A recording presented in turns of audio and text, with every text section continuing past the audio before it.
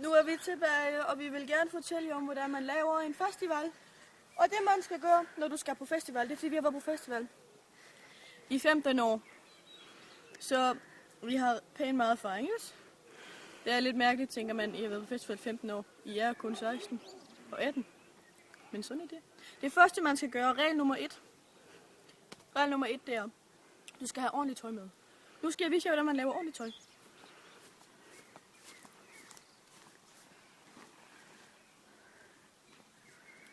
Først, så tager man en trøje. Og man har altid en saks med. Og så skal man klippe, for det er rigtig festivalstil at klippe i sit tøj. Man kan for eksempel klippe her, og så siger man klip.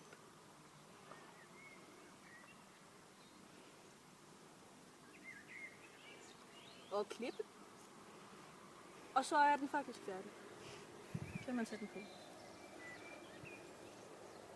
Jeg skal ikke have noget indenunder.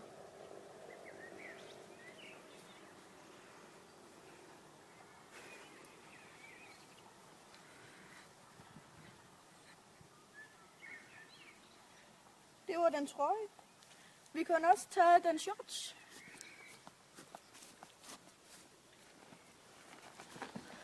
Så kan man lave nogle shorts. Så kan man for eksempel tage... Det er meget praktisk, hvis man skal tisse, for eksempel. Så lige der er jo sådan en... Og det ser man heller ikke.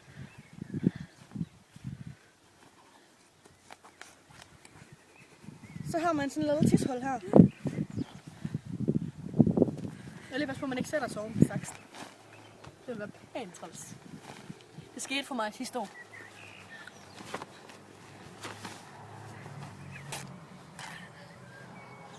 Og så har man boks, og så kan man lige, når man skal tisse, det er mega smart. Nu kommer vi til regel 2. Goddag. Jeg skal fortælle jer om, hvordan man sætter et telt op. Det er ikke så svært, som I kan se. Så er det et blåt telt, vi har valgt.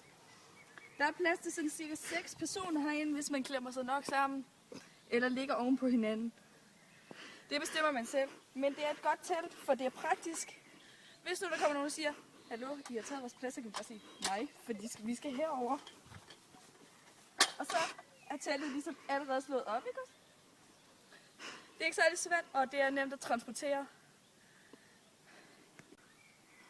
Der kommer jeg. Regel nummer 3. Det er en god camp. Det handler altid om at have en god camp, når man er på festival. Ellers er det mega nederen. For eksempel, så har vi i år valgt en Skrillex-camp på det års Roskilde Festival. Fordi at det skaber altid en god stemning, når man har god musik med. Og i år er vi allerede 2. Det er dobbelt så mange, som vi var sidste år. Så det er allerede en god start.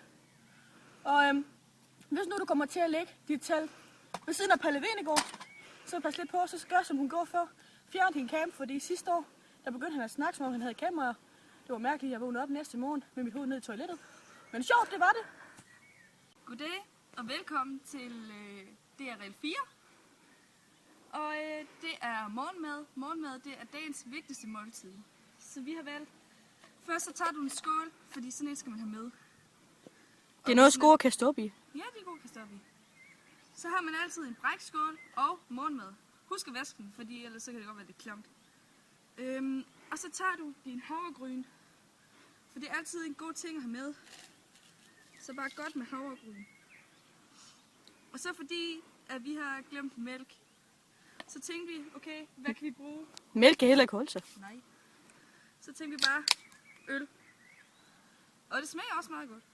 Men har jo altid øl. Lad være med at putte for meget havregryn i. For det kan godt blive klamt så. Så skal der kan godt være lidt brus, ligesom I kan se her. Men bare spis. Og det smager faktisk meget godt. Pas på, at der ikke kommer græs med i. Ligesom der er kommet her. Det kan godt blive ulækkert. Men morgenmad, det er som sagt dagens vigtigste måltid. Regel nummer 5 hedder, når man skal, så skal man. Det betyder, jeg har drukket for mange øl, nu skal jeg lave pølser. Så tænker man, jeg har altid med mig, så jeg altid har denne her. og denne her. Og så er man faktisk klar til at tømme sin ryg.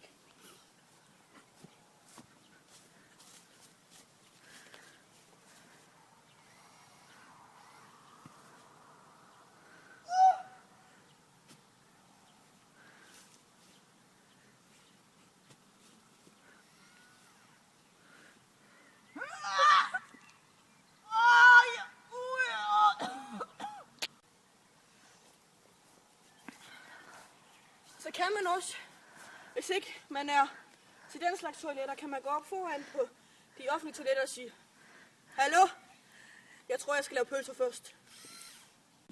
Vi skal snakke om procenter, og der har jeg den her Slots Classic, som der er 4,6% i. Så kan man sige, okay, det er fint nok at drikke øl og alt muligt andet. Men så hvis for eksempel man ikke kan drikke af babyårsager, så kan man for eksempel ved at spare nogle penge, så kan man tage sin baby og putte den i en taske. Fordi at babyer, så er de billige i fragt. Så tager man bare sin baby, hvis den siger, hallo, jeg skal have noget mad. Så kan man bare sige, værsgo, og så give den en kop, der er fuld eller tyggegummi. Det er også godt. Babyer elsker tyk. Og så kan man nemlig lukke tasken, og så sige, okay, nu tager vi med toget, og vi skal ikke betale for min baby, fordi den er i en taske, og den er renlig. Og så ellers så kan man bare drikke cola, som er fantastisk oplevelse. Nu er vi kommet til den bedste regel, som er hygge, og det er meget vigtigt, at man har hygge på den festival. Det kan man for eksempel have med en guitar. Vi har det alt sammen i vores telt. Så kan man for eksempel sige, hallo dig dernede. Pas på med, hvis han nu er nede. Og så sige, kom og spil på min guitar, og så kan man sige, hun tog min mødom. Det var jeg selvom. Hun tog min mødom på festivalen. Og lige pludselig opdager du hele festivalen står og klapper og sparker dig i hovedet. Hej. Nu vil vi afslutte. Ja. Til sidst vil vi bare komme med nogle praktiske ting. Du skal huske, for eksempel, hvis nu, at din ven ikke ser, eller hun ser nu meget normal ud, for eksempel her, ikke også? Ja. Så skal man huske, at hvilken hårfarve de har, og hvad for noget tøj de har på. Fordi ellers så kan de godt blive væk, og så kan man godt lige pludselig bare stå med en hjemløs, fordi de har cirka nogenlunde samme tøj på, når man er på festival. Eller en grønlænder, det har jeg prøvet. Det sker sådan cirka 80 ud af 80 gange. Og husk mange andre ting, som jeg ikke kan huske. Ja, for helvede. Jeg kan ikke huske mere. Farvel. Ikke med. Farvel. Farvel. God festival. God festival. Vi håber, det har hjulpet. Det har det. Hej. Det hjælper mig. Ja. Hej. Hej. Hej. Hej. Hej. Hej. Jeg kan slå mig selv i baghovedet. Vi er kommet til det punkt, hvor vi er kommet til regel 5, og det her, man tænker, nu skal jeg snart lave pølser.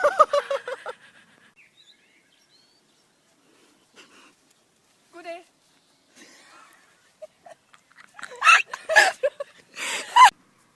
Goddag. Er den begyndt? Så er vi kommet til det punkt. Det er også træls, du sidder og griner. Jeg tror jeg havde det. Okay. Fordi så får den et lille forskrækkelse, og så hylder den ikke mere, hvis den går ud. Goddag. Så er vi kommet til det punkt, hvor vi kommer til regel